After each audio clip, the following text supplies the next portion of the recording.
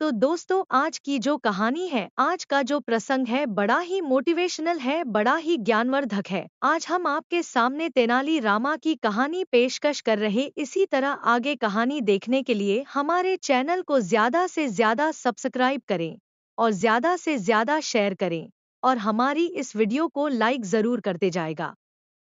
विजयनगर साम्राज्य में विद्युल्ता नाम की एक घमंडी महिला थी। उसे अपनी उपलब्धियों पर गर्व था और अपनी बुद्धिमत्ता का प्रदर्शन करना उसे बहुत पसंद था। एक दिन उसने अपने घर के बाहर एक बोर्ड लगाया जिसमें किसी को भी 1,000 सोने के सिक्के देने की पेशकश की गई थी, अगर वह उसकी बुद्धि बुद्धि और बुद्धिमत्ता को मात दे सके। कई विद्वानों ने उसकी चुनौती स्वीकार की, लेकिन वह पराजित नहीं हो सकी। एक दिन एक आदमी जलाऊं लकड़ी बेचने आया। वह उसके दरवाजे के बाहर ऊंची आवाज में चिल्लाने लगा। उसके चिल्लाने से चिढ़कर विद्याल्ता ने उस आदमी से जलाऊं लकड़ी बेचने के लिए कहा।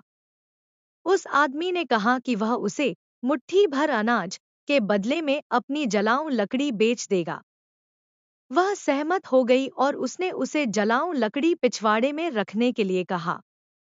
हालांकि उस आदमी ने जोर देकर कहा कि वह समझ नहीं पाई है कि उसने वास्तव में क्या मांगा था। फिर उसने कहा कि अगर वह उसे मुट्ठी भर अनाज की सही कीमत नहीं दे सकती, तो उसे अपना चैलेंज बोर्ड उतारकर उसे 1,000 सोने के सिक्के देने होंगे। क्रोधित होकर विधुलता ने उस पर बकवास करने का आरोप लगाया।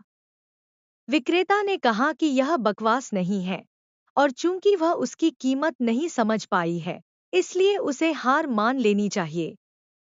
ये शब्द सुनकर विधुलता विक्रेता से निराश होने लगी। घंटों बहस करने के बाद उन्होंने प्रांतीय न्यायालय जाने का फैसला किया। जज ने सुना कि विद्युल्ता क्या कह रही थी और फिर उसने जलाऊं लकड़ी बेचने वाले से अपना स्पष्टीकरण देने को कहा। विक्रेता ने समझाया कि उसे मुट्ठी भर अनाज चाहिए, जिसका मतलब है कि एक मुट्ठी भर अनाज। चूंकि वह यह समझने में विफल रही, इसलिए विद्युल्ता को पराजित किया गया और इसलिए उसे अपना बोर्ड नीचे उतारकर विक्रेता को 1,000 सोने के सिक्के देने पड़े।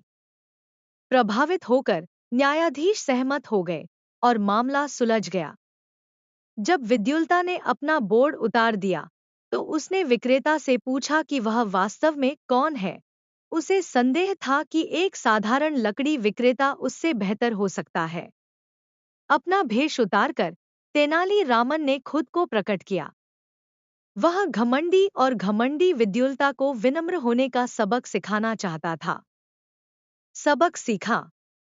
तो दोस्तों, कैसी लगी आपको यह कहानी? और भी इसी तरह की कहानी देखने के लिए हमारे चैनल को सब्सक्राइब करें, ज्यादा से ज्यादा चैनल को शेयर करें, लाइक करें, जिससे कि हमें और भी अच्छी कहानी लेकर आने पर खुशी हो। धन्यवाद।